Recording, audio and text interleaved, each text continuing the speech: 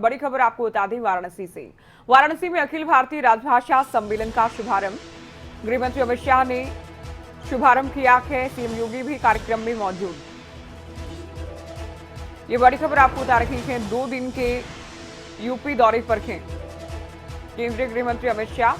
सीधे आपको सुनवाते हैं क्या कुछ कह रहे हैं अमित शाह।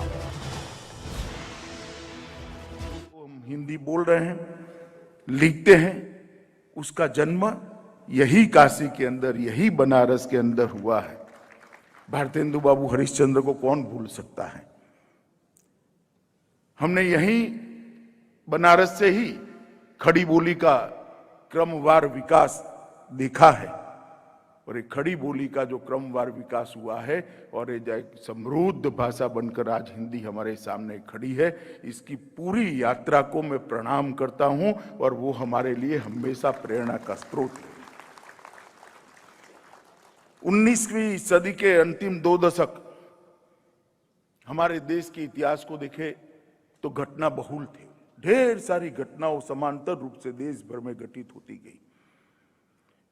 1893 में आर्य समाज के अंदर एक आंदोलन चला। साकार और पश्चिमी शिक्षा के मुद्दे पर एक बहुत बड़ा मतभेद हुआ और उस वक्त शिक्षा का माध्यम क्या हो, शिक्षा की भाषा क्या हो, इस पर पहली बार चर्चा हुई, जिसको अधिकृत चर्चा कह रहे हैं। और 1868 में पहली बार यहां पर कुछ ब्राह्मण विद्वानों ने इस मुद्दे को उठाया था और मांग उठी थी कि शिक्षा की भाषा हिंदी होनी चाहिए। और इस मांग को तत्कालीन लेफ्टिनेंट गवर्नर ने मान भी लिया और नौकरों में जो अभिजात्य तरीके से उर्दू भाषा को प्राथमिकता दी जाती थी, उसको चुनौती मिलकर हिंदी राजभाषा बनने की दिशा में पहला कदम उसी वर्ष रखा गया। हिंदी भाषा का उन्नयन, उसका कोश और व्याकरण कैसा बने, इसकी शुरुआत भी 1893 में काशी नागरी प्रचारिणी सभा के स्थापना का कारण ही वो था कि हिंदी का शब्दकोश बने, इसका उन्नयन हो और उसके व्याकरण का कोई प्रारूप बने। हिंदी का पहला व्याकरण कामता प्रसाद गुरु ने इसी शहर में लिखा और उसको आगे बढ़ाया। हिंदी का पहला शब्दकोश, हिंदी शब्द सागर, यही बनारस के अंदर बना और उसको फिर अनेक विद्वज्जन समृद्ध करते गए। हिंदी भाषा और साहित्य का पहला संगठित इतिहास पंडित रामचंद्र शुक्ल ने इसी काशी के अंदर लिखा। हिंदी भाषा की पहली कहानियों में एक कहानी, कोई ऐसा रिकॉर्ड नहीं होता है मगर किंवदंती है, राजा भोज का सपना, और शिव प्रसाद सितारे हिंद ने यहीं पर लिखी।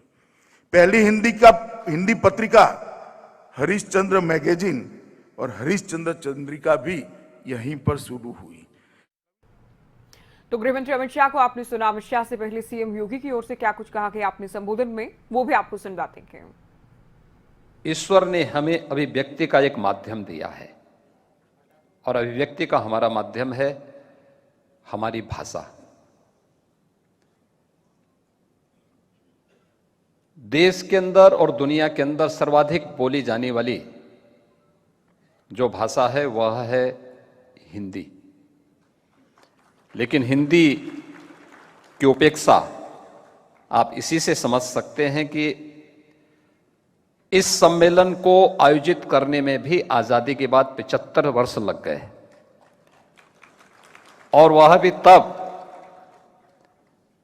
जब इस देश के अंदर प्रधानमंत्री मोदी जी ने लगातार न केवल देश के अंदर बल्कि दुनिया के हर बड़े मंच पर पूरी प्रामाणिकता के साथ हिंदी में अपने उद्बोधन के माध्यम से भारत और भारतीयता को एक नई पहचान दी, एक नई ऊंचाइयां दी हैं।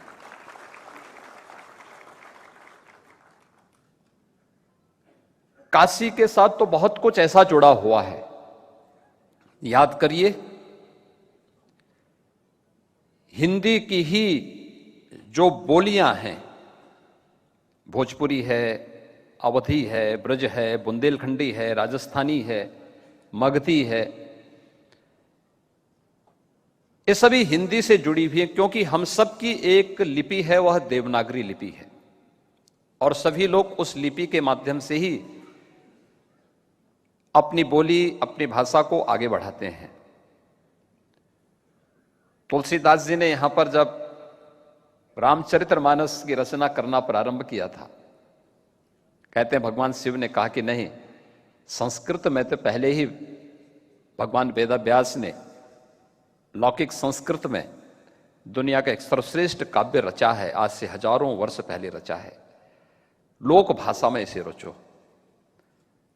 और आपने देखा होगा भगवान शिव की प्रेरणा से अवधि में रचा गया रामचरितमानस कैसे जन जन को अपने साथ जोड़ने में सहायक है। पिछले सैकड़ों वर्षों से आपने देखा होगा, रामलीलाओं का माध्यम हो, समाज को जोड़ने का माध्यम हो, देश की स्वाधीनता की अलख जगाने वाला माध्यम हो, रामचरितमानस घर घर में, मुझे लगता है कि कोई ऐसा सनातन हिंदू धर्म का ऐसा घर नहीं होगा जिसके घर में रामायण या रामचरितमानस न रखा हो और लोग उसकी पूजा न करते हो।